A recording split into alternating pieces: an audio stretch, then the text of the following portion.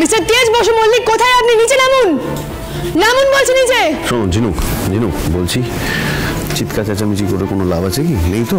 আমি জানি তুমি রেগে আছো, শান্ত হয়ে যদি কথা বলা যায় সেটা বরং বেটার। আশুতোষ, কি হয়েছে? তুমি কাল রাতে বাড়ি ফেরোনি কেন? সব ঠিক আছে তো? না জ্যোৎস্নাদি, কিচ্ছু ঠিক নেই। চিনু, কি হয়েছে? তুমি এত রেগে আছো কেন? সেটা আমি তেজ বসু মল্লিককেই বলবো। কি হলো? নিচে আসুন। শুনতে পাচ্ছেন না আপনি? নিচে আসুন মিস্টার তেজ বসু মল্লিক। কিসের তো চিৎকার এখানে কেন? চিনু, কি হচ্ছে? তুমি বারবার দাদা ভাইকে ডাকছো, কি হচ্ছে আমাকে বলো। এখনো তো কিছুই হয়নি সমুদ্র, এবার হবে। হ্যাঁ, এবার হবে। আপনারা প্রত্যেকটা মানুষ যারা আমার দিদির ওপর এতদিন অত্যাচার চালিয়ে গেছেন, আজ তার বিচার হবে। কিসের বিচার? সুধার উপর কে অত্যাচার করেছে ঝিনুক? আপনার আদরের বড় নাতি ঠাম্মি তেজ বসু মল্লিক।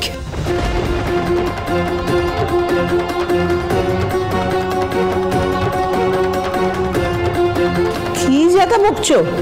মাথা ঠিক আছে তোমার? মাথা এদের ঠিকই আছে মা, খুব ভালো চলে। নিশ্চয়ই কোনো ঘোট পাকাবার ধান্দা নিয়ে এ বাড়িতে এসছে, কারণ আমাদের সুখ তো আচার্য বাড়ির কেউ সহ্য করতে পারে না। ঠিক সুখ শান্তি তো আপনারা আমার দিদিকেও দেননি। সারাটা জীবন ওকে জ্বালিয়ে পুড়ে খাক করে দিয়েছেন, আর ওকে সব থেকে বেশি কষ্ট দিয়েছে ওই তেজ বসু মল্লিক। এই কথাটা আমি হাওয়াই নয়, প্রমাণ সহ বলছি। কিসের প্রমাণ?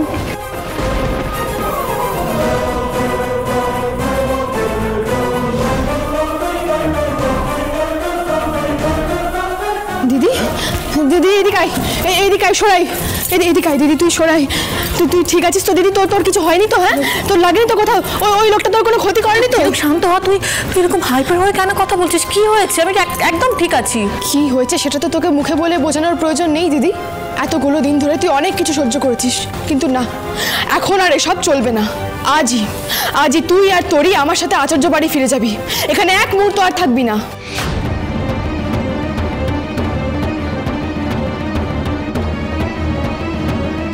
তোরই কে, কার মেয়ে, আমি জীবনে জিজ্ঞেস করো না।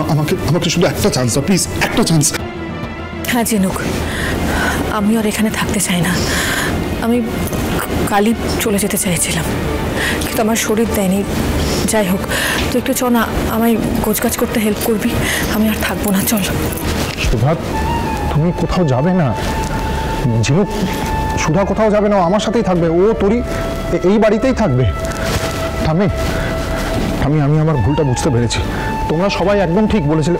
ও রুক্মিণী নয় তো, ও আমার সুধা। দেখলে ঠাকুরজি, আমি বলেছিলাম না, ওরা দুজনে একসাথে কাছাকাছি থাকলে ভুল বোঝাবুঝি সব মিটে যাবে। তার মানে আমরা সবাই আবার আগের মতো একসাথে থাকবো। হ্যাঁ, এবার আমাকে আর সুধাকে কেউ আলাদা করতে পারবে না। ঠাম্মি, এই বাড়ির বড় নাথ বউ, এই বাড়ির লক্ষ্মী ফিরে এসেছে। এই ভুলটা আর আমি করবো না। সুধাকে এবার আমি আগলে রাখবো, সুধাকে কোথাও যেতে দেবো না। আপনি ওকে না যেতে দেওয়ার কে? হ্যাঁ, আমার দিদি যখন বলেছে ও চলে যাবে, তখন ও চলে যাবে, এখানে আর থাকবেন না। তবে হ্যাঁ, আপনি আমার দিদির সঙ্গে যা করেছেন, তারপর থেকে আপনাকেও এই বাড়িতে পায়ের ওপর পা তুলে আমি এখানে বসে থাকতে দেবো না। এই এক সেকেন্ড, তুমি এইভাবে কথা বলছো কেন আমার সাথে? শুভ বিবাহ সোম থেকে রবি প্রতিদিন রাত 10:30টায় স্টার জলসায় ও জিও হটস্টারে।